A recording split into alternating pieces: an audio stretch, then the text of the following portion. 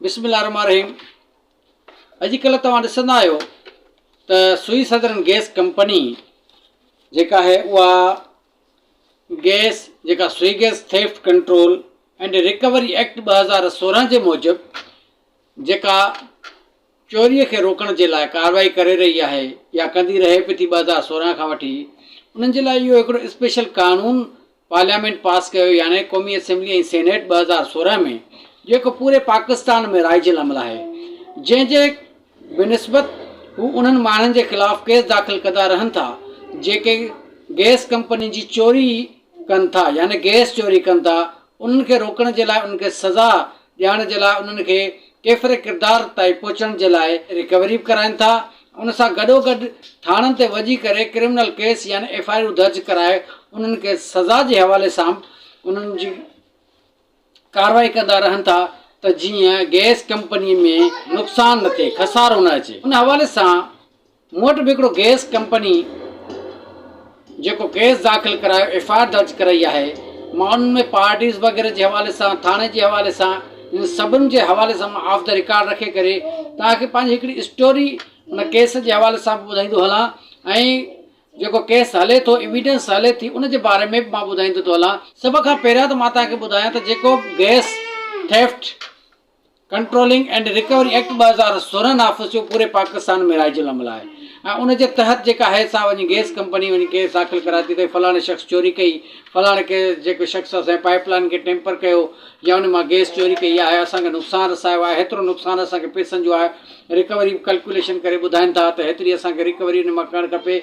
उन सां गॾोगॾु असांखे हिन शख़्स खे सज़ा ॾियणी आहे। इहो हिकिड़ो मौक़ुफ़ आहे उन gas theft controlling and recovery act 2016 जे हवाले सां। सभ खां पहिरियां त तव्हांखे ॿुधायां त जेकॾहिं जवाबदार ॿधलु आहे, कंहिं शख़्स जे ख़िलाफ़ु कंपनी FIR दाख़िल कराए थी, उहो 497 जे मूजिबि बेल कराए सघे थो। जेकॾहिं अंदरि आहे, ॿाहिरि आहे त 498 जे तहत पंहिंजी प्री अरेस्ट यानी बेल कराए सघे थो। जॾहिं केस चालान थींदो त उहो चालान थियण जी सूरत में उहो ट्राइबल बाय सेशंस कोर्ट आहे, यानी उहा गैस कंपनी जेको IO हूंदो उहा FIR दाख़िल करे, जेका मूं वटि केस आहे मां उन जे हवाले सां तव्हां सां ज़िक्र कंदो थो हलां। FIR दाख़िल थी, FIR दाख़िल करण खां बाद में मजिस्ट्रेट साहिब ॾे खणी, उन चए थी मुंहिंजो ट्रायल न आहे, ट्राइबल बाय सेशन कोर्ट आहे, तव्हां सेशन कोर्ट में वञो। सेशन कोर्ट में उहो अची चालान पेश थियो, वरी चालान पेश करण खां बाद में जवाबदार जेका बेल कराई, प्री अरेस्ट या पोस्ट अरेस्ट, उहो अची पेश थिया। उन्हनि पंहिंजी चार्ज फ्रेम थी, चार्ज फ्रेम थियण खां सप्लाई डॉक्यूमेंट्स, पहिरियां कागज़ उन्हनि खे मिलंदा त बाबा हीउ तव्हांजो केस आहे, कागज़ आहिनि, तव्हां पंहिंजा ॾिसी पढ़ो। 7 ॾींहंनि जी सुनवाई खां बाद में जेका सप्लाई डॉक्यूमेंट्स खां बाद में within 7 days the charge will be framed. इहो कानून आहे CRPC जो, त छाजे करे त हीउ जेको एक्ट आहे 2016 जो, जंहिंजे हवाले सां मां तव्हांखे ज़िक्र पियो कयां, इन जे मूजिबि जेका कार्रवाई थींदी उहा बि CRPC जे माता थींदी, ऐं जेकॾहिं रिकवरी जे हवाले सां थींदी उहा बि CPC जे थ्रू थींदी, ऐं सिविल प्रोसीजर कोर्ट जे मद्देनज़र उन कार्रवाई खे ॾिठो वेंदो ऐं हलाई वेंदी। अचूं था क्रिमिनल केस जे हवाले सां, त IO फरियादी वियो, गैस जो ऑफिसर वियो, उन जाइ वारदात ते वियो, उन ॾिठो त वञी हीअ जेका असांखे फलाणो शख़्स जेका चोरी थो करे, उन टीम वई, उहा टीम वञी करे उन्हनि खे सील कयो, उन शइ खे, कारखाने खे या दुकान खे या घर खे, त हीअ बिना मीटर जे पियो चोरी करे, इन खे सील करे विया थाणे ते, ऑफिसर ॾे विया, कंपनी में विया, कंपनी लेट ॾिननि त वञो तव्हां फलाणे शख़्स जे ख़िलाफ़ु FIR दाख़िल करायो। उन वञी थाणे ते वञी FIR दाख़िल कराई। IO उन खे जवाबदारनि खे ॿधण जे लाइ, गिरफ़्तार करण जे लाइ छापा हणंदो रहियो, लेकिन हुननि बेल कराए अची थाणे ते पहुता, पंहिंजो बयानु ॾिनो। IO ॾिठो त बाबा केस जेको आहे सो फिट आहे, चालान थियण, चालान पेश करे छॾियो कोर्ट में। उहो चालान सेशन कोर्ट में अची वियो। सेशन कोर्ट जवाबदारनि खे सप्लाई डॉक्यूमेंट्स कया, चार्ज फ्रेम कई, एविडेंस हलाई, फरियादीअ जो बयानु, शाहिद जो बयानु, IO जो बयानु, मशीर जो बयानु थियो।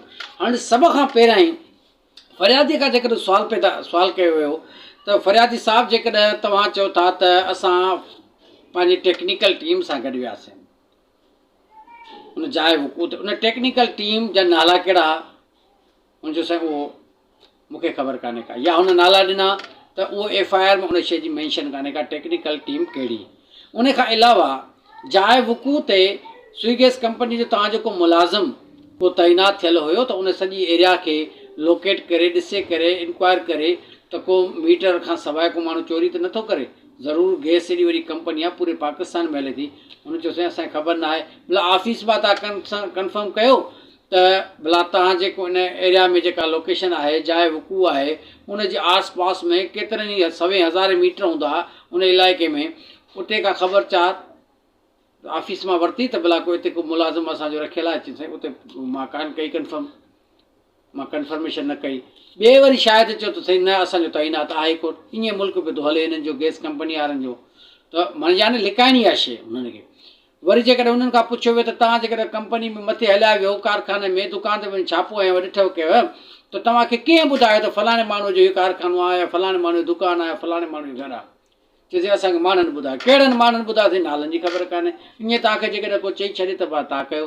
कंपनी स्वीगेस कंपनी उन्हनि खां इहो कोन पुछो त भला तव्हांखे जिन माण्हुनि ॿुधायो त उन्हनि माण्हुनि जा नाला त वठो, सुभाणे असांजी ॻाल्हि ॻिची में न पइजी कंपनी जे में, ऐं केस फिट आहे कंपनी जे ख़िलाफ़ु। जेकॾहिं मां सम्झां थो, मां पंहिंजे प्रैक्टिस जे हवाले सां, ही गैस कंपनी जेको एक्ट आहे उन में डायरेक्ट FIR दाख़िल करण जे हवाले सां जंहिं वटि मीटर न आहे, यादि करे छॾियो, जंहिं वटि मीटर न आहे गैस जो, उन जे ख़िलाफ़ु हीउ जेको 2016 जो जेको एक्ट आहे gas theft control and recovery act, उन जे ख़िलाफ़ु नथो लॻी सघे जेको डायरेक्ट चोर आहे। ऐं जेको कंज्यूमर आहे उन जे ख़िलाफ़ु नथो अचे। कमर्शियल जेको हूंदो उन जे ख़िलाफ़ु लॻंदो, कमर्शियल जे ख़िलाफ़ु लॻंदो। ऐं ॿियो जेको आहे इंडस्ट्रियल, इहे ॿ जेके शख़्स हूंदा यानी लीगल एंटिटी, सभ खां पहिरां इहो हुजणु खपे त इहो तव्हांजो कंपनी जो कंज्यूमर हुजणु खपे, उहो इंडस्ट्रियल, उन खां अलावा कमर्शियल। जेकॾहिं ॿई इन जी वायलेशन कनि था, चोरीअ में अचनि था, त उन जे ख़िलाफ़ु डायरेक्ट FIR आहे। लेकिन रेजिडेंशियल जेको हूंदो यानी डोमेस्टिक कंज्यूमर उन जे ख़िलाफ़ु तव्हां डायरेक्ट FIR दाख़िल नथा करे सघो। ऐं ॿियो आहे त जेकॾहिं डायरेक्ट चोरी थो करे माण्हू ऐं मीटर न आहे, हू लीगल एंटिटी न आहे, लीगल पर्सन न आहे, हू कंज्यूमर न आहे उन स्वीगेस कंपनी जो, तव्हां डायरेक्ट उन जे ख़िलाफ़ु FIR दाख़िल नथा करे सघो।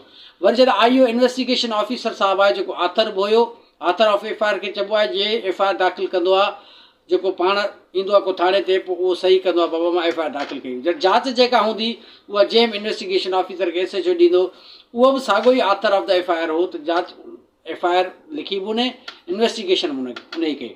उन इन्वेस्टिगेशन ऑफिसर साहिब खां पुछियो वियो जॾहिं त ही क्रॉस जेके क्वेश्चन्स आहिनि इहे तव्हांखे हिन स्वीगेस जे कानून जे हवाले सां बहितरीनु आहिनि, त तव्हां कानून जे हवाले सां बि ॾिसो, ऐं प्लस में उहे सुवाल IO खां, फ़रियादीअ खां, शायदि खां करण जे लाइ हीअ तव्हांखे विलाग अहम ज़रूरी आहे त तव्हां हिन गैस जे कानून जे हवाले सां कम से कम महारत हासिलु करणु तव्हांजे लाइ ज़रूरी आहे। त हीउ वफ़ाक़ी कानून आहे, हिन में तव्हां खोड़ सारा माण्हू जेके इफेक्टी आहिनि असांजे मुल्क जा हिन कंपनी जे हथ ते, उन्हनि खे प्रोटेक्ट करण जे लाइ हिन गैस जे कानून खे तव्हांखे पढ़णु खपे ऐं गिरफ़ हासिलु करणु खपे। इन्वेस्टिगेशन ऑफिसर साहिबु जॾहिं कटण में आयो, उहो विटनेस बॉक्स में, त हुन खां जॾहिं सुवालु कयो वियो पहिरियों त साईं जेकॾहिं इन्वेस्टिगेशन ऑफिसर साहिबु तव्हां ॿुधाईंदो त हीअ जेका जाइ आहे जंहिंमें तव्हां वियो त फलाणे शख़्स जी आहे, तव्हां पंहिंजे बयान में चओ था त फलाणे शख़्स जी जाइ हुई, या फ़रियादी ॿुधायो त फलाणो शख़्स जेको आहे त जवाबदार आहे ऐं उन जे ख़िलाफ़ु FIR दाख़िल करणी आहे, उहो उन जी जॻह आहे, उन जी चोरी, उहो चोरी बि थो करे गैस जी। सभ खां पहिरियों ई उन खां इहो सुवालु कयो वियो त तव्हांखे ख़बर आहे त सिधी तरह सां जंहिंखे कंज्यूमर खे, जेको कंज्यूमर न हुजे कंपनी जो, डायरेक्ट चोर हुजे, उन चोर जे ख़िलाफ़ु डायरेक्ट उन चोर जे ख़िलाफ़ु तव्हांखे अगरि जेकॾहिं आहे त उन जे ख़िलाफ़ु तव्हांखे डायरेक्ट हिन कानून जे तहत FIR दर्ज नथी करे सघिजे। जिते जेकॾहिं मूंखे कानून जी ख़बर हुजे हा त पोइ मां छो FIR दाख़िल कयां, यानी हू हाणे इहो बयानु आहे हुनजी या स्टेटमेंट आहे हुनजी। जेकॾहिं मूंखे कानून जी ख़बर हुजे हा त डायरेक्ट FIR ॿुधण जे ॾोह जी आहे ई कान्हे, नथी कटे सघिजे हिन कानून मूजिबि, पोइ मां छो कयां। आयो हुन ॻाल्हि खे बाबा चोरी आहे, सच चोरी आहे, चोरी आहे त उहा 379 लॻी सघे थी उन चोरीअ में उन जे गैस कंपनी जो प्रोसीजर एडॉप्ट करे सघिजे थो। लेकिन तव्हांखे हिन gas theft controlling and recovery act 2016 जे मूजिबि उन शख़्स जे ख़िलाफ़ु जेको उन कंपनी जो कंज्यूमर न आहे, उन वटि मीटर न आहे, उहो चोरी थो करे, उन जे ख़िलाफ़ु तव्हांखे FIR दाख़िल नथा करे सघो। IO साहिबु इन जो जवाबु चयो त मूंखे का ख़बर ई कान्हे।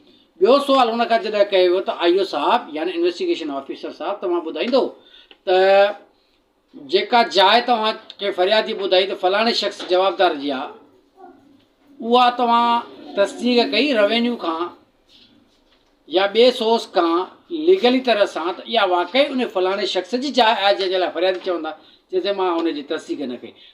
हाउ did you challan the case without conducting proper investigation against the accused person, without getting the verification of the property under allegation by the complainant that this accused person is the owner of that property, or this property belongs to so and so person, or this property in which the offense took place related to so and so accused person nominated in the affair, without conducting proper, fair and transfer investigation, how did you challan the case against the innocent person? जिसे मूंखे जीअं आयो चालान थी मां माना case जी आयो investigation थी मां चालान पेश कयो। आख़िरी उन खां मुख़्तसिर सुवाल कया विया फरियादी खां बि शायदि मशीरनि खां ऐं इन्वेस्टिगेशन ऑफिसर खां। फरियादी पंहिंजे बयान में चयो त असां उहो कारखानो या जेका बि जॻह आहे उहा सील करे मशीना मुठाए करे तयारु करे बसि असां वियासीं थाणे ते सील कयोसीं बंदि कयोसीं। आई ओ साहब खां पुछियो वियो त भला जेका हुन सील कई जॻह उहा त अंदरां वरी जंहिंमहिल जाइ वारदात ते वियो तव्हां उहा अंदरां ॾिठी? हुन चयो मां अंदरि वेही कोन आहियां। What kind of investigation? The investigation officer means the Sindh police is conducting. The experience legal कानून जे हवाले सां फेयर इन्वेस्टिगेशन जे हवाले सां कहिड़े क़िस्म जो माहौल पैदा थियो आहे। इन्वेस्टिगेशन तमामु बहितरीनु चैप्टर आहे सॼे क्रिमिनल जस्टिस जे हवाले सां। जेकॾहिं इन्वेस्टिगेशन सही न थी, आई ओ साहब सही तरीक़े सां न कंदो, सिर्फ़ु चालान करणो हुनखे ग़रीब खे, जीअं एफ आई आर आई कंपनी जी आहे, सरकारी एफ आई आर आहे या कंपनी जी एफ आई आर आहे, त जेकर हुनखे चालान करणो आहे, अहिड़े क़िस्म जो माहौल जेको आहे पैदा थिए थो त उहो केस जेको आहे सो इन नतीजे ते वञी पहुतो साइड क्लोज़ थी। हाणे जवाबदारनि जो बयानु थींदो, स्टेटमेंट ऑफ अक्यूज़ 342 तहत, उन खां बाद में फाइनल आर्ग्यूमेंट थींदा। लेकिन मां गैस कंपनीअ खे बि हिते हिकिड़ी गुज़ारिश कंदो रहूं, जेके बि तव्हां एफ आई आर दाख़िल करायो था कंहिं बि शख़्स जे ख़िलाफ़ु, चाहे इंडस्ट्रियल हुजे, डोमेस्टिक हुजे, मिसाल डोमेस्टिक कंज्यूमर हुजे, कमर्शियल कंज्यूमर हुजे, इन सभिनी जे ख़िलाफ़ु जॾहिं तव्हां एफ आई आर दाख़िल करायो था त सभ खां पहिरियां इन शइ जी उन फरियादीअ खे सम्झ हुजे त जॾहिं मां वञा थो जाइ वारदात ते त मूंखे कहिड़े तरीक़े सां कानूनी इंटू रखिणियूं आहिनि, मूंखे गाॾीअ जा नंबर कहिड़ा ॾियणा आहिनि, मूंखे हुते वञी करे कीअं उनखे विज़िट खे फेस करिणो आहे। मां डायरेक्ट कॉग्निजेबल ऑफेंस आहे त तव्हां डायरेक्ट थाणे ते छो न वियो, वरी आयो कंपनी खां, उन्हनि परमिशन ॾिनी आहे कॉग्निजेबल ऑफेंस, कंपनी परमिशन ॾींदी कहिड़े कानून जे तहत, इन मां साबित आहे त उहो नन कॉग्निजेबल ऑफेंस आहे। जेको कानून थो चवे त इट इज़ ए नन cognizable offence and without filing of the complaint in the court of district and session जज the direct FIR cannot be registered against any person। वरी अथॉरिटी अची वियूं त कमर्शियल जेका आहिनि उहे या इंडस्ट्रियल जे ख़िलाफ़ु FIR दर्ज कराए सघिजे थी, but the protection is given to the domestic consumer. But here in our case neither he is a domestic consumer nor commercial nor industrial, he is to some extent without any legal entity, without any legal agreement with the company, means he is a chore, सॉलिसिंग में theft चोर आहे। when he has no concern with the company, then कानून छा थो चवे, कानून जे हवाले सां हुनखे ट्रीट कबो। he may not be implicated under this act, means the Gas Theft Control and Recovery Act 2016, FIR under the Pakistan Penal Code 379 तहत चोरी जी एफ आई आर दाख़िल थी।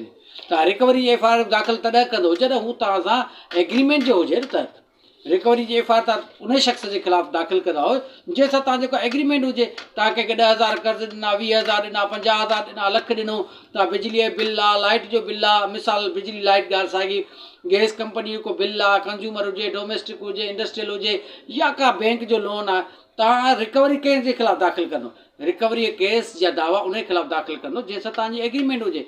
मां तव्हां खां लोन वरितो ई न आहे, मां तव्हांजी बैंक खे चोरी कई आहे, मिसाल जे तौरु मां बैंक खे धारो वञी आहियां, बैंक खे चोरी कयो, तव्हां चवंदो त हिन जो रिकॉर्ड बैंक रिकवरी असांखे कराइजो, रिकवरी सूद दाख़िल तव्हां मुंहिंजे ख़िलाफ़ु दाख़िल कंदो। How it is possible? It is not possible under the law. The person who committed the offence, he offence without any agreement, उन जे ख़िलाफ़ु तव्हां F I R under Pakistan penal जे कोड जे तहत दाख़िल कंदो। इहो आहे हिकिड़ो आम gas theft control and recovery act 2016 जे हवाले सां इन्वेस्टिगेशन एविडेंस क्रॉस। तव्हां सम्झियो त क्रॉस जेका आहे उहा फरियादी शायदि या जेको आई ओ आहे उन खां कीअं थींदी। कानून जे हवाले सां तव्हांखे मां ॿुधायो त डायरेक्ट एफ आई आर जेका हूंदी उहा चोर जे ख़िलाफ़ु न थींदी, कंज्यूमर लाज़मी हुजनि लाज़मी आहे, उनजी एग्रीमेंट उन कंपनी सां हुजनि लाज़मी आहे। तव्हां रिकवरी जी दावा दाख़िल करे सघो था ऐं तव्हां उनजे ख़िलाफ़ु कार्रवाई करे सघो था इन कानून जे तहत gas theft control and recovery act 2016 जे मूजिबि। न त तव्हांखे पाकिस्तान पीनल कोड आम ऑर्डनरी कानून जे मूजिबि तव्हां हुन सां ट्रीट कंदो, जेको पाकिस्तान जो कानून आहे, पाकिस्तान पीनल कोड त 379 जी FIR आहे या ॿियो जेको फर्दर प्रोसीजर हूंदो तव्हां उनजे मूजिबि कंदो। अॼु जो वीलॉग में तव्हां इहो बि थोरो महसूसु कयो ऐं सम्झी विया हूंदो त जेका कंपनी आहे गैस कंपनी उनखे बि हिन शइ जो थोरो एहतियात करणु खपे त उहो कहिड़े माण्हू जे ख़िलाफ़ु कहिड़ी FIR दाख़िल कंदा, फ़रियादीअ खे थोरो टाइट रखनि, शाहिदनि खे टाइट रखनि। इन्वेस्टिगेशन ऑफिसर सिंध पुलिस खे मां IG सिंध खे ख़ासि तौर ते गुज़ारिश कंदो हलां त इन्वेस्टिगेशन जेको आहे न उहो बुर्दबार हिकिड़ो चैप्टर आहे क्रिमिनल जस्टिस जे हवाले सां। उन में जेके IO आहिनि कम से कम उन्हनि जी ट्रेनिंग अहिड़ी हुजे या जेकर उन को अहिड़ो कमु करे विझनि जो सुभाणे उहो IO माण्हू बची वञे, लीगल ओपिनियन जेकॾहिं अची थी वञे उनजी बि ज़िमेवारी आहे प्रोसिक्यूशन जी, त उहो त ॾिसनि न। IO खणी आयो केस, लीगल ओपिनियन ॾिनी बाबा चालान कयो केस, उहो प्रोसिक्यूशन जो बि कमु आहे त तव्हां उन्हनि खे ओहिड़े तरीक़े सां सुहिणे तरीक़े सां सम्झायो त हीउ तव्हांजो केस फिट आहे या कोन्हे। सभिनि जी ज़िमेवारी आहे। जे उनजे बावजूदि बि जेकर जवाबदार आज़ादु थी वञे त इहे कमज़ोरियूं ऐं ख़ामियूं जेके आहिनि, कंपनी हुजे, पुलिस हुजे, प्रोसिक्यूशन हुजे, सभिनि खे दूरि करण जे लाइ वॾी ज़रूरत, अहम ज़रूरत आहे त हू ॾिसनि त कहिड़ी कहिड़ी शइ जी ज़रूरत आहे त उन्हनि खे अमेंड कजे, उन्हनि खे सही तरीक़े सां बहितर कजे ऐं उन्हनि खे सही तरीक़े सां पेश कजे त जीअं जवाबदार पंहिंजे गुनाह खां, पंहिंजे ॾोह खां बची न सघे। अॼु ताईं फ़िलहालु एतिरो ई। इंशाअल्लाह ताला कंहिं नए ॾींहं ते कंहिं नए मौज़ूअ सां वरी हाज़िर थींदासीं। तेसिताईं वठूं था इजाज़त। अल्लाह निगहबान।